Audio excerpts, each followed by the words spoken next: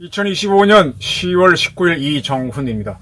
지금 캄보디아 사태니 또는 부동산 문제니 국내 정치 문제니 여러 가지가 있지만 한국 안보, 한국 미래와 관련해 중요한 거는 외교 안보입니다.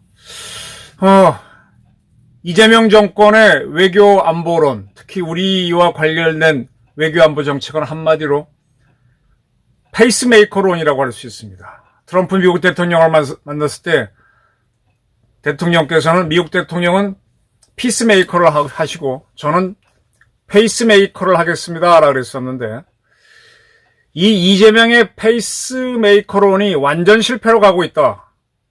네, 저는 그렇게 봅니다. 왜냐? 지금 현재는 신냉전 시대입니다. 냉전이라고 하는 거는 두 초강대국이 서로 대립하는 그러나 전쟁으로 가지 않는 그런 상황이죠. 그러면 두 대립하는 강대국이 세계를 향해서 줄 세우기를 합니다. 내 편에 서라. 내 편에 서게 되면 미국 편에 서거나 또는 중국 편에 서는 나라는 두 나라를 중재하는 페이스메이커를 할 수가 없습니다. 미국과 중국 양다리를 걸쳐야 페이스메이커를 할 수 있죠. 이제 이재명 대통령은 페이스메이커를 하겠다고 했습니다. 그러니까 미중 사이에 양다리를 걸치는 거죠.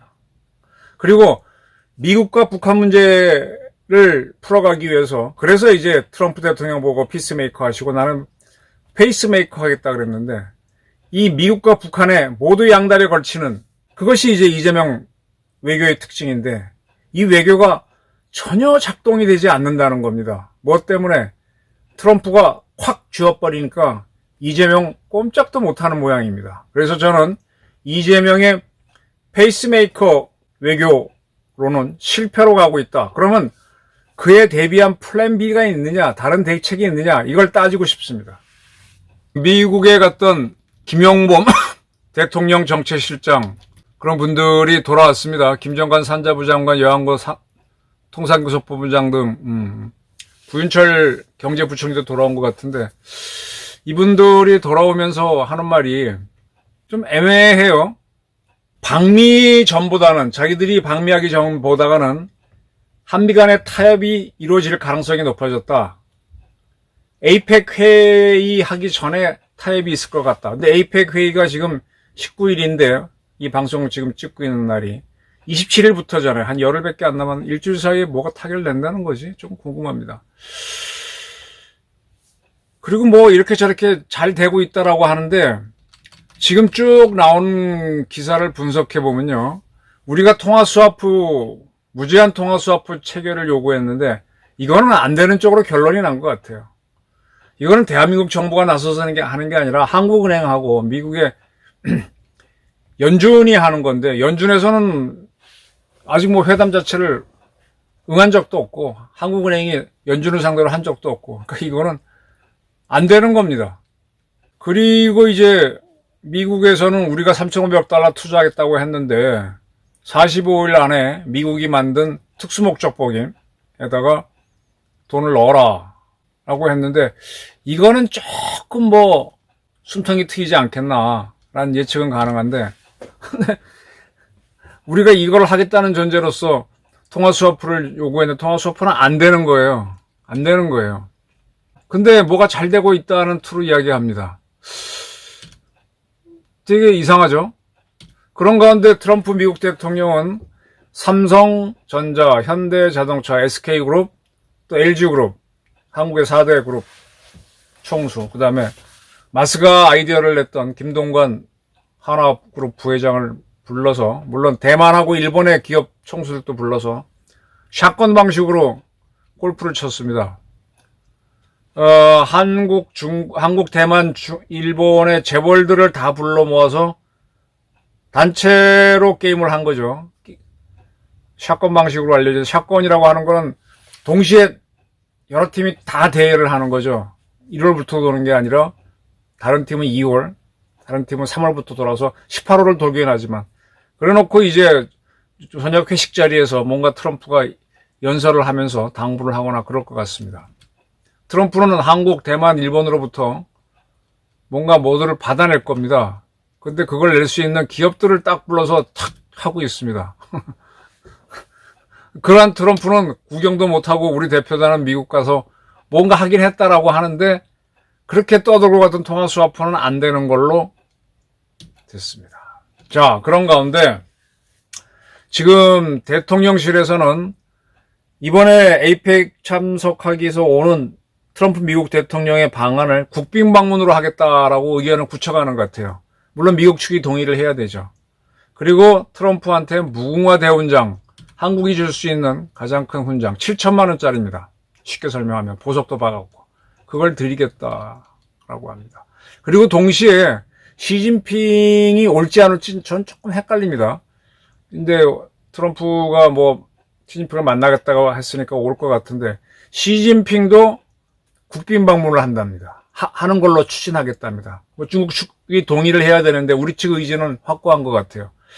근데 이런 것들이 중국은 애초에 국빈 방문을 추진하다가 중국이 서울은 못 가겠다라고 하면서 신라 호텔 예약했던 거 다 취소하고 경주로 가는데 경주에서 미국과 중국 정상 모두 그래봐야 1박 2일 처음에 트럼프는 한국에서 안 자는 걸로 얘기했었어요. 근데 억지로 하룻밤 자게끔 만드는 모양인 것 같은데 국빈 방문을 추진한다.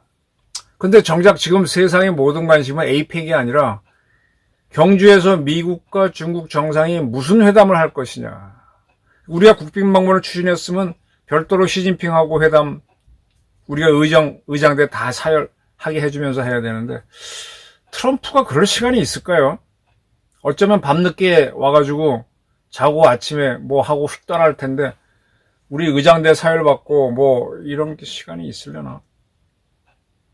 그리고 미국과 중국은 상당히 지금 대립하는 상태인데 두 나라 대통령 주석을 모두 우리가 국빈 방문으로 해주면은 중국은 여전히 한국은 미국 편이구나. 미국은 이재명 정권은 여전히 중국에 한 다리 찔러놓고 있는 양다리 하는구나. 이렇게 의심할 거 아닙니까? 그러면 에이펙 직전에 상호관세가 뭐가 타결될 거라고 하는데 그 타결이 잘 되나요? 오히려 트럼프는 한국 기업인들 쭉 불러갖고 구체적으로 얼마 어떻게 할 수 있느냐를 거기서 그냥 아이디어 다 짜는 거 아닙니까? 나는 왜 이재명 정권이 이제 친중 정권을 많이 내세웠잖아요. 자기는 아니라고 했지만. 그래서 반미로 가려다가 상호관세 미국이 하고 하니까 그거 못 빠져나가고 그 다음에 이제 미국으로부터 한미관계 안 좋으면 국내 정권이 불리하니까 이제 미국에 가까운 척 했다가 또 미국이 세게 나오니까 또 뭐 반미 정서 드러냈다가 왔다 갔다 하는 모습입니다. 뭐 중국으로 가고 시집 가고 싶은데 미국 눈치 때문에 못 가고 왔다 갔다 하는 그런 느낌이 들어요. 근데 이재명 정권이 원하는 거는 페이스메이커잖아요. 북한하고 미국을 이렇게 해갖고 해서 북한이 원하는 걸 미국이 오케이 하게 해주고 그 짓 문재인이 하다가 못한 거 그거 하고 싶어서 페이스메이커 주장하면서 명분으로는 미국 지지하는 척하면서 친북으로 가는 거고 또 우리가 돈을 많이 번 나라가 중국이니까 중국에서 뭘 하려고 자꾸 이러지 않습니까? 지금 민주당의 실력자들이 중국에 투자하는 사람들 제법 있어요. 쓰리쿠션 돈 버는 방법은 워낙 많으니까. 근데 이렇게 양다리 걸쳐놓고 한미 관계를 풀어낼 수 있을까? 지금 미국 트럼프 정부는 대리대사를 교체합니다. 본대사를 안 보내요. 트럼프는 확실히 수가 많은 것 같아요. 지금 우리도 미국 대사를 임명 못하고 있죠. 아마 미국에서 거절하는 걸로 보입니다. 그 전에 문재인 정권 때 연세대 문정인 교수를 하려고 그랬는데 미국에서 못 받아서 한참 끌다가 다른 사람 보냈는데 지금 강경화 전 외교부 장관 보내려고 하는데 미국에서 안 받아주니까 못하고 있는 거고 반대로 미국은 우리 쪽에 대리대사를 둬서 이제 대리대사를 교체하는 거예요. 대리대사는 아그레망 필요 없으니까 마음대로 보낼 수 있죠. 그런 식으로 해서 미국은 뭔가 우리 쪽에 의도를 강하게 집어넣는 것 같은데 이재명 정권은 미국을 거부하지도 못하면서 미국한테 잘 보이려고 무궁화 대원장 주겠다, 국빈 방문하겠다고 해놓고 중국의 미련에 있어서 시진핑도 국빈 방문하겠다는데 시진핑이 지금 오는지 안 오는지가 좀 불편합니다. 그것도 저 경주에서 어떻게 국빈 방문을 동시에 두 개를 치를지 뭐 오산에 내리면 오산 비행장, 미군 비행장에서 우리 의장대가 가서 해줄지, 시진핑은 뭐 대구나 부산 내릴 것 같은데 거기서 우리 의장대가 가서 뭐가 뭔지 좀 정리가 좀 안 돼요. 이 모든 게 이재명 대통령의 잘못된 판단과 욕심 때문입니다. 양다리 걸치기라고 하는 페이스메이커를 아주 그럴듯한 아이디어로 생각하고 잡은 것부터가 패착입니다.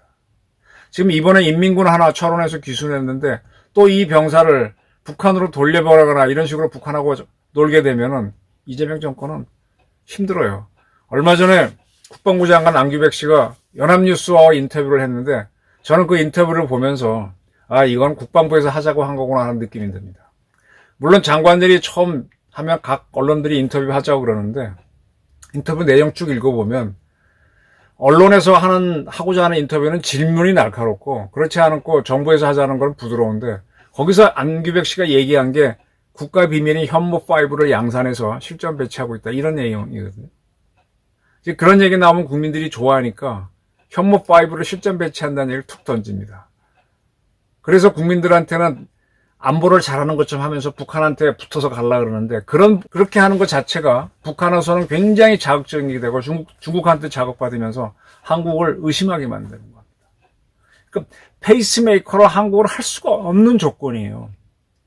우리는 어떻게 보면 원사이드하게 친미 노선을 가면서 미국이 팽창했을 때 통일을 하고 미국이 셀 때 우리가 기회를 얻는 거고 미국이 힘들면 우리도 힘들어지는 거죠. 그거는 이미 우리가 대한민국이 만들어질 때부터 미국에 의해서 해방과 독립이 되고 만들어졌기 때문에 벗어날 수가 없습니다. 그걸 벗어나려면 완전히 중국품 아니면 북한이 우리를 잡아먹어 통일해 버려야 돼요.